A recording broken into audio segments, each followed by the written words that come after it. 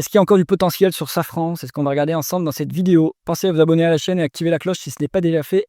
On commence tout de suite avec le cours du motoriste français. On est au plus haut sur 10 ans, on est au plus haut sur 20 ans, on est au plus haut absolu. Bon, est-ce qu'il y a encore du potentiel sur Safran? C'est la question qu'on va se poser. Il y a l'état au capital, donc attention, c'est une situation que je n'apprécie guère. Mais bon, cela étant dit, pour l'instant, ça délivre, hein. On est sur une croissance médiane très forte. Donc 15 en médiane, on est à peu près dessus, 14,5 sur les 12 derniers mois. Bon, il y a 18,5 milliards d'acquisitions. C'est c'est quand même important, mais c'est pas non plus significatif. Donc c'est plutôt de la croissance organique qui est très forte. Surtout que les acquisitions, là, l'acquisition elle a eu lieu en 2018 ou 19. Donc depuis, on fait des petites acquisitions, mais rien de gros. Donc là, c'est de la croissance organique, hein. Et autant vous dire que la croissance organique, elle va s'accélérer. Donc là, les facteurs qui portent ce marché, c'est évidemment la croissance du secteur aérien, croissance structurelle maintenant, croissance des dépenses militaires, évidemment.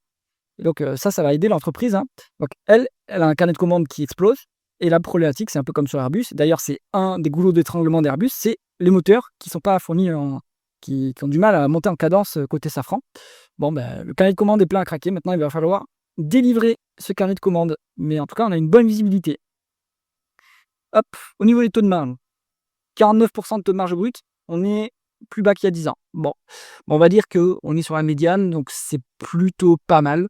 Comme on maintient le taux de marge brut, le taux de marge d'EBITDA, lui, il n'a pas d'amélioration significative en disant on n'a pas réussi à augmenter l'efficience opérationnelle. En tout cas, c'est stable, à un niveau relativement élevé quand même, 19%, c'est pas mal. Et le taux de marge net, lui, à 14,7% en nette augmentation depuis 10 ans. Alors là, il faudra voir comment c'est obtenu. Mais sinon, on regarde, les free cash flow sont plus réguliers que le taux de marge net. Bon, alors, moi je pense qu'au niveau des marges, hein, on est quand même sur l'entreprise qualitative. Il n'y a pas, de hausse significative des marges, mais je pense que ça tient au fait aussi que c'est un marché qui reste quand même assez compétitif. Et allez, on continue avec la conversion des bénéfices nets en free cash flow. Hop, alors, bon, les free cash flow sont bien plus élevés que les bénéfices nets. Ça me surprend un peu, hein, parce que ça voudrait dire que l'entreprise fait moins de dépenses en capital qu'avant. En tout cas, qu'elle rétracte un peu son appareil productif, à moins qu'il y ait des éléments, on va dire, autres qui impactent le résultat net. Donc, en ce qui concerne le BFR, il est négatif, situation hyper favorable pour l'entreprise. Ça veut dire que ce sont les clients qui financent l'activité, qu'elle n'a pas besoin d'immobiliser de cash pour faire tourner les opérations. Ça diminue les emplois de l'entreprise, c'est très bien. Des emplois au sens financier, hein, il y a les ressources et les emplois. Il faut bien avoir en tête. Alors, la variation du BFR, eh ben, c'est fortement amélioré depuis 2021. Hein, c'est de plus en plus négatif. Donc ça, c'est très très bien pour l'entreprise. Et si on regarde les dépenses en capital face aux dépréciations amortissements, on a plus de dépréciations amortissements que de dépenses en capital. Et en plus, on a du other cash items. Il faut aller voir un tableau de trésorerie de quoi il s'agit. Mais en tout cas, ça, c'est la dépense non cash. Donc ça gonfle les free cash flow. Ouais, voilà, vous avez votre explication de pourquoi les free cash flow sont plus élevés que les bénéfices nets. S'il n'y a pas de dette à choisir entre free cash flow et bénéfice net, on prendra plutôt le price free cash flow plutôt que le PER pour valoriser l'entreprise. Mais on peut toujours utiliser évidemment la valeur d'entreprise sur EBITDA. Je rappelle, l'intérêt de prendre la valeur d'entreprise sur EBITDA, c'est que ça permet d'abstraire. Donc d'une part, ça prend en compte la dette, hein, valeur d'entreprise, c'est market cap plus dette nette. Et l'EBITDA, ça prend pas en compte du coup la politique de dépréciation amortissement, qui est très spécifique aux industries différentes. Donc ça permet de comparer des industries entre elles, des entreprises d'industries différentes entre elles. Bien, alors, on va regarder la rentabilité opérationnelle, rendement des capitaux investis. 12% en médiane, 14,4% en juin 2025. C'est exceptionnel. Bon, ça a baissé fortement depuis décembre 2015, mais si on prend la médiane, on est au-dessus, hein. Donc on a une rentabilité qui s'améliore, ce qui est intéressant. Elle est à peu près équivalente à la croissance organique. Donc pour l'instant, on est en mesure de s'autofinancer. Il faudra voir après, hein. Ils vont devoir peut-être, si c'est eux le goulot d'étranglement dans la chaîne de valeur aérospatiale, ils vont nécessairement avoir de la pression de leurs clients pour augmenter la cadence et pour augmenter du coup la dépense en capital, hein. Il va falloir investir dans les usines pour produire plus. Ça va être la problématique de Safran. Et ce qui dit produire plus dit dépense en capital, qui dit dépense en capital dit baisse des free cash flow. Donc, il faut l'avoir en tête, hein. Pour l'instant, la rentabilité est pas mal. Au niveau de l'endettement, on est cash net très, très bien. Bon, mais ça, c'est lié au fait que la rentabilité, est en forte augmentation. Donc d'une part, BFR négatif, donc ça gonfle la trésorerie et vous avez une rentabilité qui est en hausse. Donc, c'est très bien. Donc ce cash, bon, d'une part, il génère des intérêts, 3 milliards d'intérêts en 10 ans, ça s'est accéléré depuis 2022. Ça, c'est, la hausse des taux aussi, hein, qui aide pas mal. Ensuite, qu'est-ce qu'on en fait de ce cash? Donc là, ils vont peut-être devoir l'utiliser pour, faire la dépense en capital, hein. Ils pourraient en tout cas rendre pour l'instant l'argent aux actionnaires ou en tout cas, ça peut pas rester, enfin le point c'est que ça peut pas rester, de la trésorerie qui fait rien, quoi. Même si elle génère 3% d'intérêt, même moins maintenant, les fonds monétaires sont à 2,5 peut-être en euros. Bon, même si ça génère un peu d'intérêt, c'est pas très intéressant.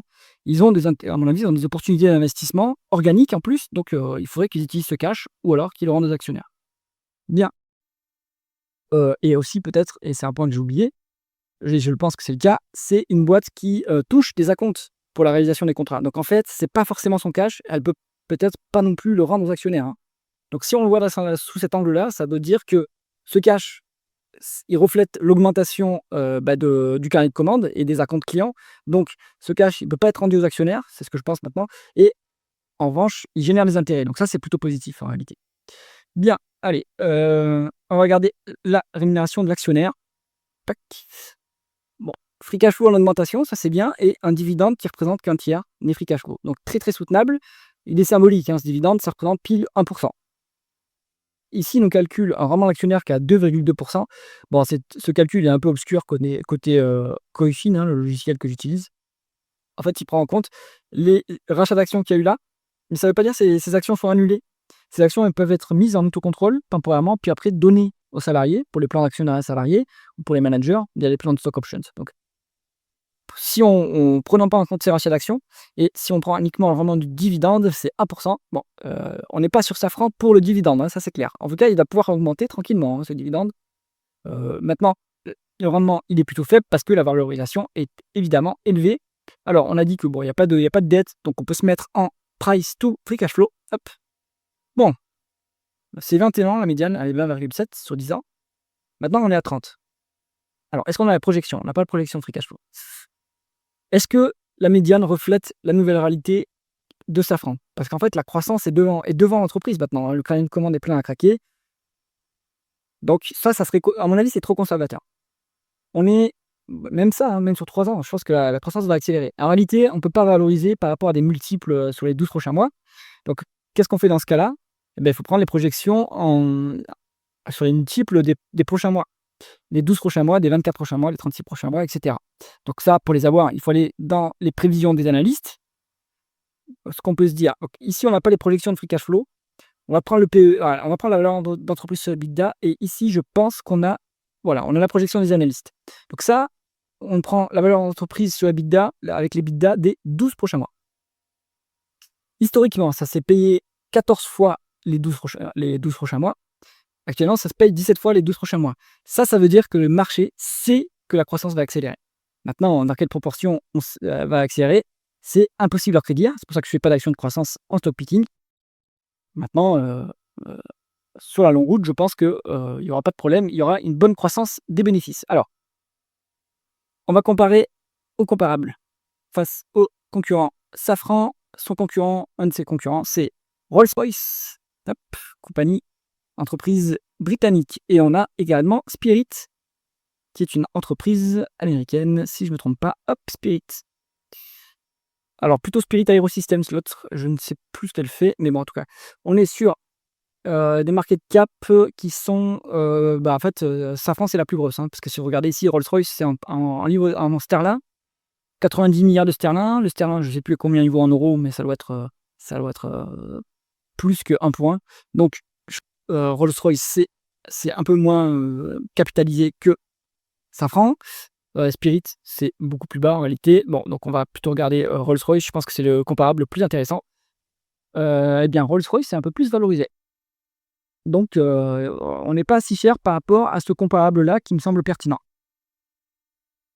Conclusion du dossier Safran. Sur Safran, c'est pas pour du court terme. Si vous êtes ici, vous avez une valorisation, on l'a vu, qui est quand même élevée. En price to cash flow, vous êtes à 30. S'il y a une petite déconvenue, mettons, allez, retard dans la production, ça peut arriver et c'est sûr que ça va arriver parce qu'il faut monter en cadence, les défis, ils sont énormes, hein, pour monter en cadence. Donc, on peut prendre un trimestre de retard. Et là, si vous avez une mauvaise publication, votre multiple, il peut dévisser beaucoup plus vite que s'il était, faible. Donc, si on a un multiple à 30, c'est très facile pour que le multiple passe à 20. Ça veut dire, 50 de baisse, hein, donc attention, pas 50 de baisse, pardon, ça veut dire 30 de baisse. Donc, à prendre en compte, hein. Donc si on va sur Safran, c'est pour le long terme. Maintenant, je rappelle souvent, alors au long terme, en fait, quand vous êtes à court terme, le facteur le plus, qui a le plus d'impact, ça va être l'expansion du multiple. Donc ici, il y a quand même pas beaucoup de potentiel d'expansion du multiple. En revanche, sur le long terme, ce qui va driver votre performance, ça va être la croissance des bénéfices. Sur Safran, la croissance des bénéfices, elle aura lieu, mais dans ce cas-là, sur le court terme, vous allez potentiellement subir les variations du multiple, et sur le long terme, vous aurez la croissance des bénéfices qui est, à mon avis, à peu près acquise, hein, sans problème sur cette très belle entreprise de qualité. J'espère que cette analyse vous a intéressé. Si c'est le cas, mettez un pouce vers le haut et pensez à vous abonner à la chaîne. À bientôt.